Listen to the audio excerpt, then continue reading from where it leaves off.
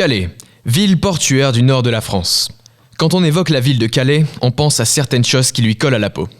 La cité des 6 bourgeois a toujours été une zone de passage par le tunnel sous la Manche, dont elle est la ville de départ, qui mène directement vers nos amis britanniques. Ville de passage aussi pour les exilés qui souhaitent également rejoindre l'Angleterre. Calais reste la ville de la dentelle à l'international. Mais depuis quelques années, la station balnéaire se transforme à vitesse grand V. Entre aménagements sur la digue rendant la plage plus attrayante, comme le skatepark et l'hébergement du célèbre Dragon de Calais, devenus au fil du temps les nouveaux emblèmes, on constate que la ville est en changement. Tout de suite, Via Sophie vous propose Calais, ville en transition touristique.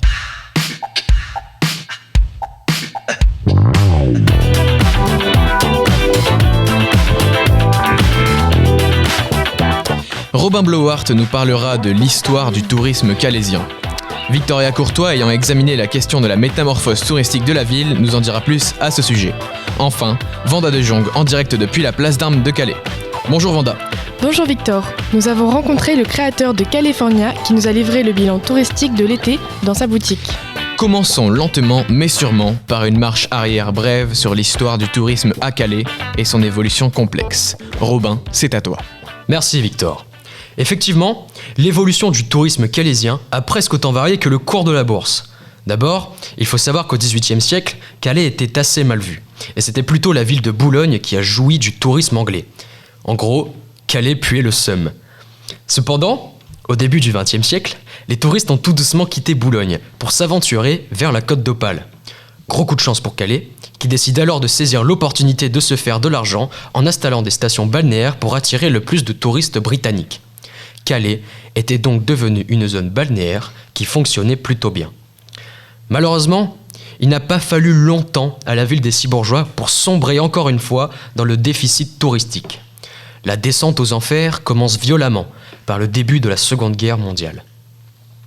Calais, ainsi que la Côte d'Opale, étaient très mal situés géographiquement parlant, et le littoral se retrouvait donc régulièrement entre les conflits des Anglais et des Germaniques.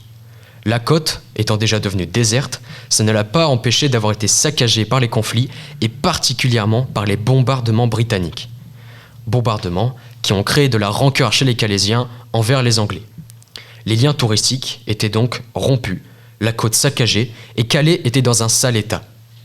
Après la guerre, la France a préféré utiliser le peu d'argent qui lui est resté pour réparer les villes, construire des usines, des hôpitaux et stabiliser à nouveau le pays. Donc la question du déficit touristique a vite été mise de côté, ce qu'on peut comprendre.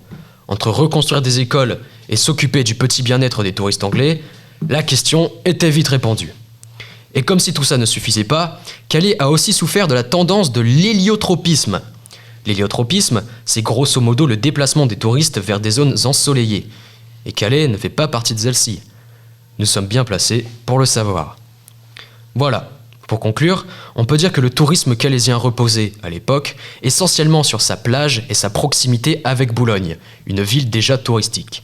Tout aurait pu bien continuer dans cette voie, mais certains événements malheureux ont contribué à la forte diminution des touristes jusqu'à aujourd'hui. Pour vous raconter cela, je me suis principalement basé sur le livre « Hommes et Terre du Nord » de Jérôme Lagéiste. Merci Robin.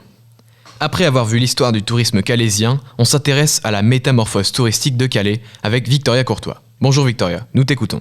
Bonjour. Depuis peu, Calais attire de nombreux touristes, mais une question se pose, que viennent-ils faire ici ? Grâce à de nombreux aménagements, la ville bénéficie d'une forte croissance touristique. L'aménagement de la digue a rendu la plage plus attrayante et accessible à tout public. On y trouve le plus grand skatepark de la région. Skate, trottinette, roller, BMX ou tout amateur de glissade s'y retrouve.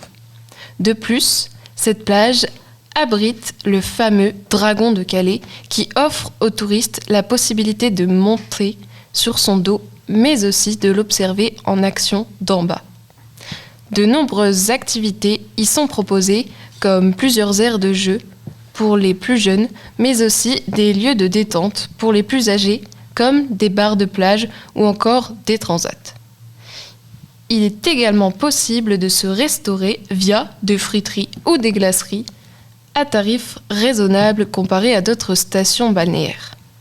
Durant l'été, Calais a proposé plusieurs concerts ouverts au public, comme celui du groupe Coldplay, reprenant les musiques de Coldplay. On constate que la ville s'est surtout dynamisée du côté de Calais Nord. Cette démarche touristique n'est pas finie et continue de progresser chaque jour. Merci beaucoup Victoria. Nous retrouvons comme promis Vanda en direct de la place d'Armes. Tu t'intéresses aujourd'hui à la boutique California, un des exemples du tourisme à Calais. En effet Victor, California, lancée par Romain Carrez avec Rodolphe le Prince, a fait beaucoup parler d'elle, sur la plage, dans la rue ou même encore dans le train. Ce projet a pour objectif d'attirer toujours plus de touristes, repartant avec un souvenir de Calais. Le Brexit a généré chez les commerçants calaisiens la peur de perdre les touristes britanniques. La fréquentation touristique à Calais est bien présente et de plus en plus, comme nous le dit Romain Carré. Alors non, ce n'est pas une demande de la mairie de Calais, c'est plus une initiative personnelle avec des copains. Et non, c'était vraiment une envie de donner une image un peu plus positive à la ville et à la région aux alentours de Calais que ce qu'on a pu entendre dans les dernières années avec les soucis migratoires, etc. Donc c'était vraiment donner une image un peu plus jeune, un peu plus dynamique, un peu portée sur la plage, les apéros, etc. entre amis, enfin vraiment un truc d'assez cool, sans se prendre la tête. Calais attire les touristes du monde entier qui sont prêts à faire des milliers de kilomètres pour redécouvrir ou découvrir la plage de Calais et repartir avec un souvenir. Alors nous, le projet Calais-la plage, on va dire qu'on est arrivé un peu en même temps, donc on n'a pas trop de visibilité sur ce qu'il y avait avant. On a vu, nous depuis, ça fait un peu plus de 2 ans que le magasin est ouvert. Par contre, depuis 2 ans, on voit chaque été ou à chaque période scolaire de plus en plus de touristes qui viennent du monde entier. Cet été, on a eu des Taïwanais, des Américains, des Canadiens, des Mexicains qui sont passés sur Calais. Et par rapport à la peur d'une baisse de la fréquentation touristique suite au Brexit, le créateur de California conclut. Oui, on va dire qu'on n'a pas jamais trop bossé avec les Anglais. Bon là, ils reviennent un petit peu, mais nous, on bosse beaucoup, c'est avec les Calaisiens, les anciens Calaisiens qui sont un peu expatriés aux 4 coins de la France ou du monde. Donc le Brexit n'a pas vraiment eu d'impact pour nous pour l'instant. Après, à voir si là, comme les choses se sont tassées un peu, savoir s'ils vont revenir avec les démarches administratives, ce qui va être facilité, s'il y a le retour du duty free, etc. Merci Vanda, accompagné d'Hector aux moyens techniques. La transition touristique de la ville depuis le XVIIIe siècle jusqu'à l'arrivée du dragon, Calais, qui n'était qu'à l'époque un point de passage dans le commerce maritime mondial, deviendra-t-il un point d'arrêt dans le domaine du tourisme ? C'était Calais, ville en transition touristique. Merci aux différents intervenants en la personne de Robin Blowart, Victoria Courtois et Vanda Dejonge. Merci aux techniciens Anthony Fontaine et Hector Rocher.